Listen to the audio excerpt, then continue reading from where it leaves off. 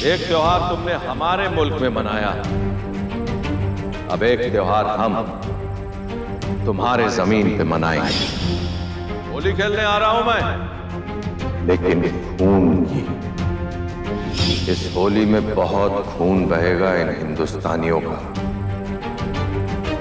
होलिका दहन नहीं, चिताएं जलेंगी। संध्या, तुम जानती हो कि होली का त्योहार पुष्कर में बड़ी धूमधाम से मनाया जाता है। करोड़ों लोग इकट्ठा होते हैं यहाँ पर। और ये नारियल अगर होलिका में इस्तेमाल किया गया तो एक बहुत बड़ा धमाका हो सकता है। लाखों लोगों की जान जाएगी संध्या।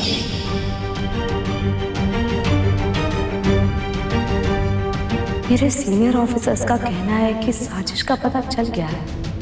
अब कोई खतरा नहीं है, सब सुरक्षित है। और पता नहीं मेरे दिल में अभी भी ये क्यों लग रहा है कि साजिश ये नहीं है, कुछ और है। और ऐसे भी ये लाख, इसका सामने आना क्यों मेरे दिल में ये खटक रहा है। ओ, जल्दी चलो, बस का टाइम हो गया। लास्ट बस है, निकल जाएगी, फिर कैसे जाएंगे? आइए। जी चलिए।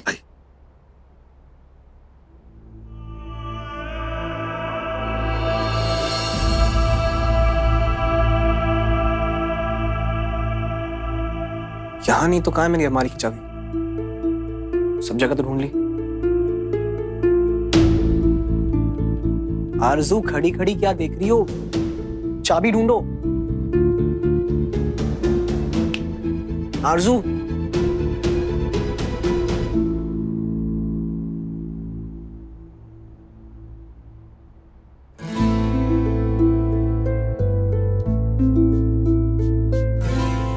थैंक गॉड, मिल गई चाबी।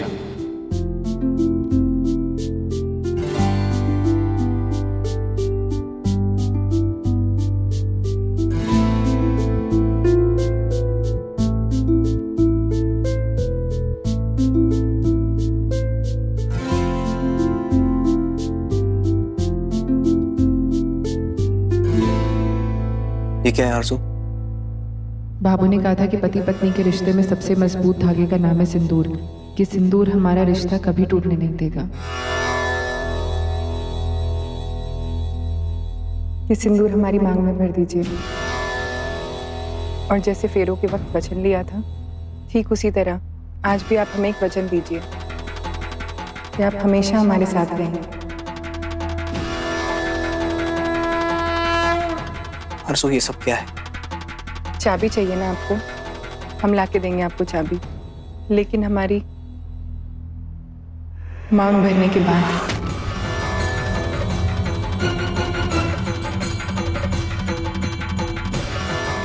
मुझे ये बताओ कि तुम आरजू के पैसे लाके मुझे कब दोगे? वो फीस भरनी है मुझे। एक बार एडमिशन हो जाएगा ना, फिर हमें एक दूसरे को होने से कोई नहीं रोक सकेगा।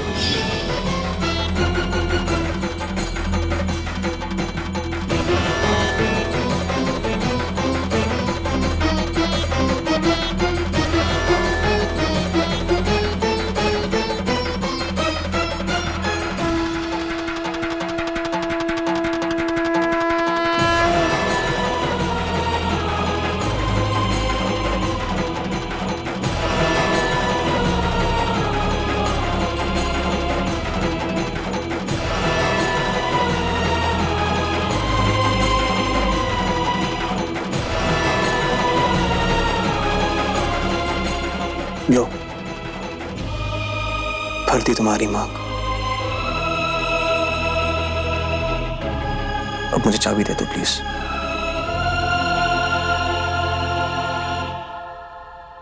चाबी मिलेगी, जरूर मिलेगी, पर अभी तक आपने आधा वादा पूरा किया है अपना। आपने वो वचन अभी तक नहीं दिया जो हमने आपसे मांगा है।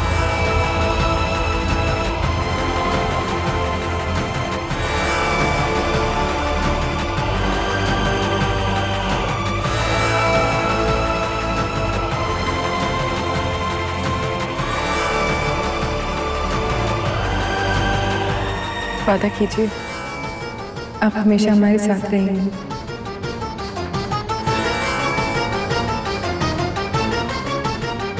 वैसे कोई जल्दी नहीं है। होली से पहले आप हमारी मांग भर के हमसे ये वादा कर दीजिएगा, हम चाबी दे देंगे।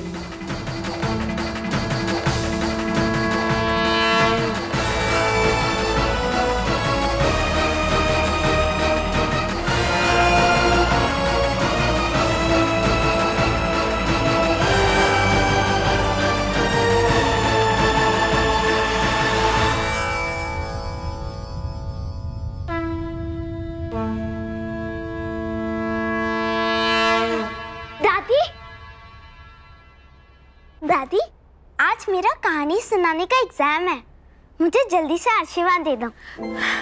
खुश रहे, बैठ।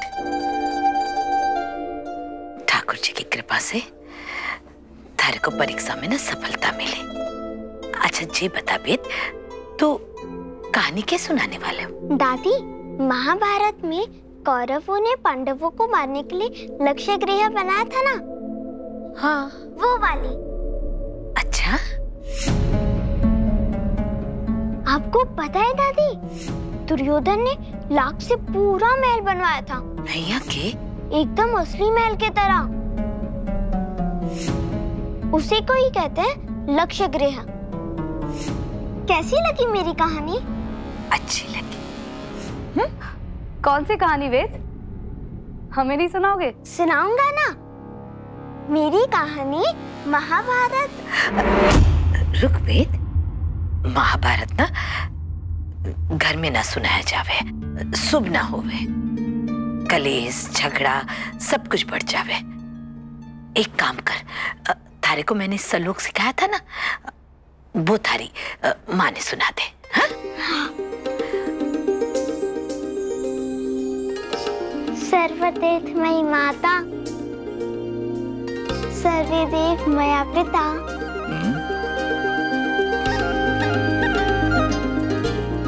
आगे। अरे वो मातरम पीतरम तस्मात् सर्वे यातनन पूज्यते। और इस श्लोक में यह बताया गया है कि आपकी माता सारे तीर्थों के बराबर है और आपके पिता सारे देवताओं के बराबर है, और इसलिए आपको अपने माता पिता का पूरा सम्मान करना चाहिए ताकि आपको दुनिया में स्वर्ग मिले। और इसके अलावा आपको कहीं जाने की जरूरत नहीं है, न मंदिर न मस्जिद, कहीं नहीं। थैंक यू पापा।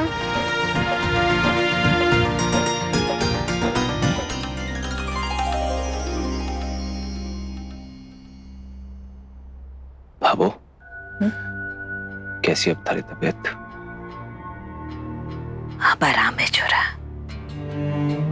तू चिंता मना कर। जी ये बैग है बाबू। कट्ठे जा रही हो क्या? हाँ बाबू, मुझे एक जरूरी काम है, मैं यूं गया और यूं आया। अब जा रहे हो तो टोकूंगी नहीं। ठाकुर जी थारी यात्रा को सफल करे। हाँ बाबू, जब जब भी थारा आशीर्वाद लेके गया हो ना, किसी काम में फेल नहीं हुआ। वापस ना जरा जल्दी आ जाए, वो संध्या बेननी का प्रमोशन का कार्यक्रम है ना, उसमें थारा रहना जरूरी है। हाँ बाबू, मैं जल्दी आ जाऊंगा, तो अपना ध्यान रखना। मुझे आशीर्वाद दे। थारे दर्द की दवा ढूंढने जा रहा हूं बाबू। ठाकुर जी ने चाहा ना तो तू बहुत जल्दी पाकिस्तान से जुड़े इस डर से मुक्ति पा लेगी। खुश रह छोरा। वेद, वेद, बाबू मैं भी चलती हूँ। खुश रह भी। बाबू अपना ध्यान रखना, और अगर कुछ भी परेशानी हो तो मुझे फोन कर लेना। हाँ, चिंता मना कर तू।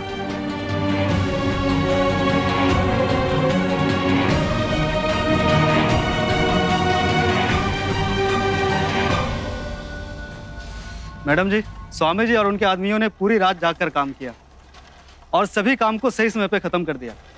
अब तो समझिए कि प्रोग्राम बिल्कुल हिट है।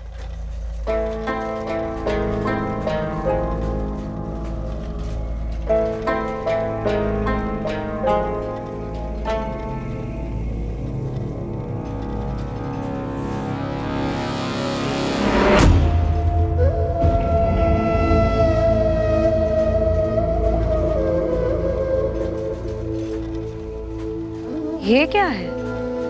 ये स्वामी जी ने बनाया है मेहमानों के स्वागत के लिए।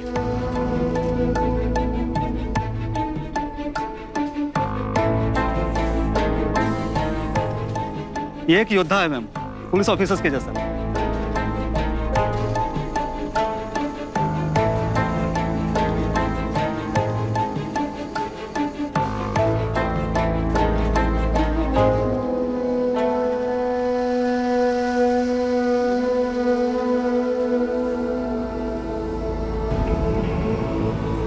अपना प्लान तैयार है। पूरा स्टेज, खंबे, मूर्तियां सब लाख की बनी है। मेन गेट पर वो योद्धा की प्रतिमा मेहमानों के इस्तकबाल के लिए नहीं, बल्कि उनकी चिताओं में चिंगारी फेंकने के लिए। उसी से आग लगेगी। देखते ही देखते पूरा लक्षाग्रह आग का दरिया बन जाएगा। होलिका दहन में इस लक्षाग्रह की होली जलेगी और पीछे रह जाएगी हिंदुस्तानियों की राख। स्वामी, अयो तुम लोग जल्दी अपना काम करो जो है। हाँ? हमको रिपोर्ट करो। आपको संध्या मैडम ने बुलाया है। आओ जे, आप लोग।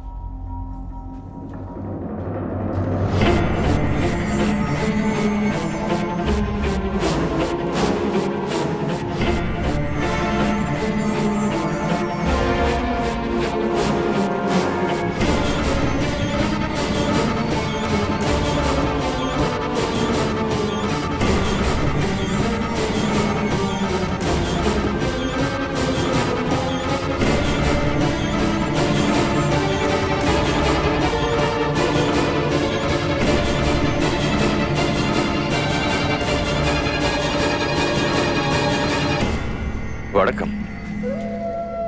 ये स्वामी है। यहाँ सब कुछ बनाने का श्रेय इन्हीं को जाता है। और स्वामी, ये है अग्निशमन विभाग की स्पेशल टीम जो यहाँ चेकिंग करके ये पता लगाएगी कि यहाँ सब कुछ आग की दृष्टि से ठीक है या नहीं। कहीं कुछ ऐसा तो नहीं जिससे आग लगने की कोई संभावना हो।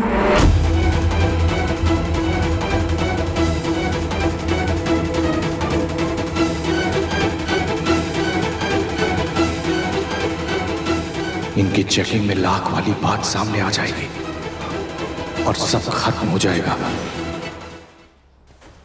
आप लोग अपना काम शुरू कर सकते हैं। अगर कहीं भी कोई भी जरा सी भी चूक हो गई हो या फिर कोई कमी रह गई हो तो अपना जरूरी सुझाव जरूर दीजिए ताकि हम किसी भी अनहोनी को रोक सकें। अगर मेरी कोई मदद की जरूरत हो तो प्लीज सर मुझे बताइए। Yes madam. काम शुरू कीजिए। ऑफिसर्स, अच्छी तरह से चेक करो इस बिल्डिंग में कुछ ज्वलनशील पदार्थ तो नहीं है। पटाखे, पेट्रोल जैसे पदार्थ इस बिल्डिंग में किसी भी तरह से नहीं आने चाहिए। भारती जी, आप इमरजेंसी एग्जिट चेक करिए। अमर जी, आप पानी का प्रेशर चेक कीजिए। नीतीश, तुम पूरे हॉल की बिजली चेक करो, कहीं शॉर्ट सर्किट की संभावना तो नहीं है। ठीक है सर। संजीव, तुम पूरे स्टेज को ठीक से चेक करो। सब ठीक है? देखो।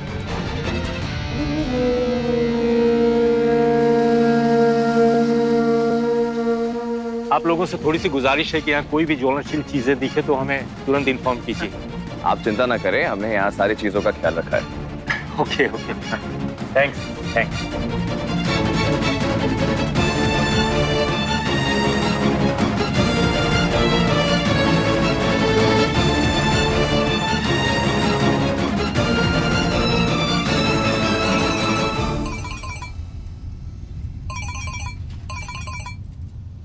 हेलो, ये सब अग्निशमन विभाग का काम शुरू हो चुका है। इनका काम खत्म होने के बाद बाकी सब में ज्यादा वक्त नहीं लगेगा। हाँ हाँ सर, वो भी हो जाएगा। बस पहले ये सिक्योरिटी की नज़र से ये ऑडिट हो जाए, उसके बाद मैं वो भी देख लूँगी। वैसे मुझे पूरा विश्वास है सर कि इस ऑडिट में कोई दिक्कत नहीं आएगी, कोई प्रॉब्लम नहीं होने वाली। जी सर, ये सब होते ही मैं आपको फ़ोन करती हूँ। Thank you. इनकी नजर से ये बात छुप नहीं पाएगी कि यहाँ सब कुछ लाख से बना हुआ है। खुदा न खास्ता अगर ऐसा हुआ तो हम अपने मकसद में कामयाब न हो पाएंगे। हमारा मिशन लक्ष्याग्रह फेल हो जाएगा। कैसे भी करके मुझे ये ऑडिट रोकना ही होगा।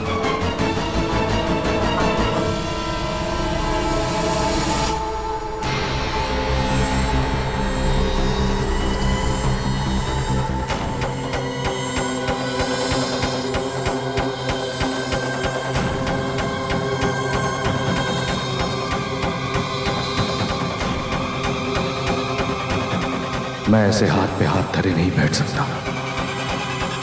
मुझे कुछ न कुछ करना होगा।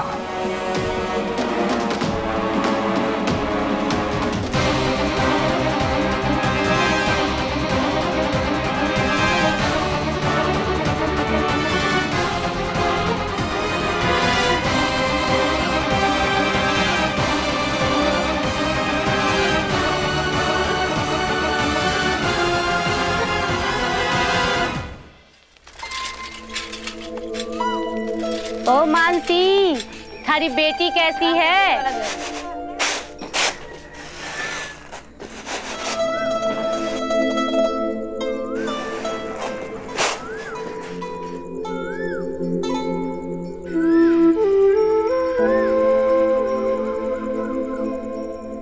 अम्मी जी, मैं सूरज। प्रणाम। प्रणाम। पुष्कर से संतोष राठी का बेटा। संतोष के बेटे? जी। इतने सालों बाद कहाँ से याद आ गया ननिहाल? संतोष ने भेजे है के अपने लाडे सर को? नहीं, मैं खुद ही आया हूँ।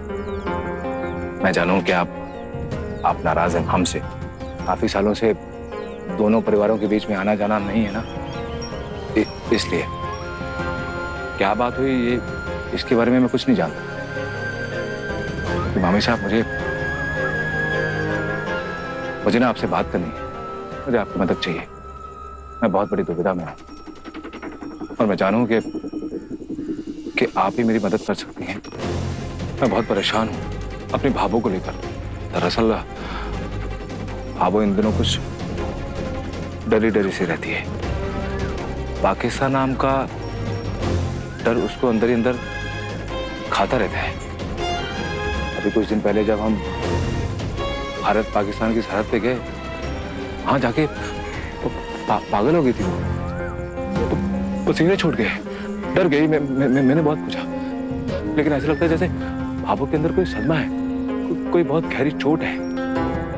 तो मैं बस इतना जानना चाहता हूँ कि क्या आप मेरी मदद कर सकती हैं, बता सकती हैं कि इस डर के पीछे क्या वजह हो सकती है?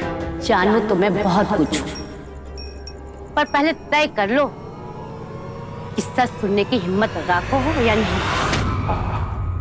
जिस सच को सुनने के खातिर आज यहाँ आए हो ना, सालों से कॉलेज में पाल रखा है हमने। जब याद आ जावे तो आधी रात में नींद टूट जावे। अभी भी वो घाव भरो नहीं। नहीं, मैं तैयार हूँ। आप बोलिए तो सही, इसलिए तो इतनी दूर से आया हूं मैं। मेरी भाभो की परेशानी दूर हो जाएगी। आप बोलिए, मैं सुनूंगा।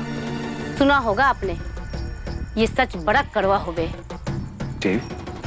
कभी कभी ये कड़वाहट घर परिवार में जहर घोल देवे। मैं अपनी भाभो के डर को दूर करने के लिए कुछ भी सुनने के लिए तैयार हूँ। बस आप मुझे सच्चाई बता दीजिए। हाँ सर। तो सुनो, संतोष बचपन में ही पागल हो गई थी। 13 साल की उम्र में ही अपने छोटे भाई को मार दिया था उसने।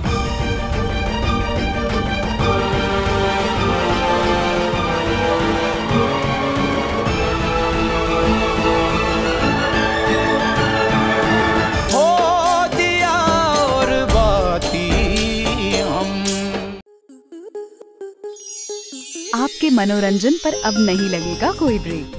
स्टार प्लस के बेहतरीन शोज देखने के लिए लाइक, शेयर और सब्सक्राइब करें स्टार प्लस यूट्यूब पेज को।